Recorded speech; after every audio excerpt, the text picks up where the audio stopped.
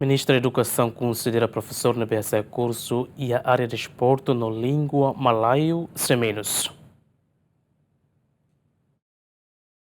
Ministra Edukasaun Dulce de Jusuari Sateten manorin sira iha área de desportu no lingua Malaiu iha ensino secundário geral neebé durante ne profesor balung hanorin disiplina ruane la hosir ne área específica tamba profesor iha área hirakne sei menos. Governante ne explica durante ne Universidade Nacional Timor-Leste iha Departamento de Desportu, mas beremata date ho nível bacharelato, tamba tuir lei base educação, manorin sira neebé atu hanorin iha nível secundária mínimo ho licenciatura. Lá os desportu date mak ita lahetan professores, mas be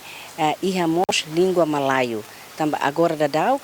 desde ita ukun rasikan língua Malaiu ita tahu hanesan disiplina ida, mas be de facto iha ita nerai la iha departamento ida konaba língua Malaiu. Então se mak aplica baheneba dela rumah sira neebé mak ba escola iha Indonésia ka iha Malásia sira aplica e depois sira passa teste e sira rasik mak ten serve hasai e Ministério Edukasaun fornece formação e materiais didáticos sira hotu nunemos ba desportu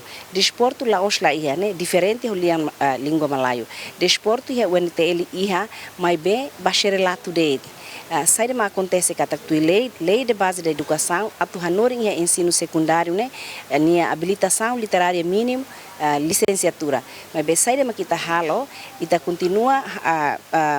atu halo contratação ba sira ne mak licenciatura atu sira hanorin lai depois ita mo basira pero atu continua ser estudos e horas ne da Ministério da Educação mos serviço mútuo com o Ministério Ensino Superior atu hare possibilidade atu hare filafali konaba faculdade ou departamento ba desportu nian. Antes ne Ministério da Educação halo recrutamento professor ba ensino secundário geral no ensino técnico vocacional ba área de desportu no lingua Malaiu iha neebé Ministério da Educação identifica manorin sira iha área ruane sei menos. Lamberto da Silva, Jemen.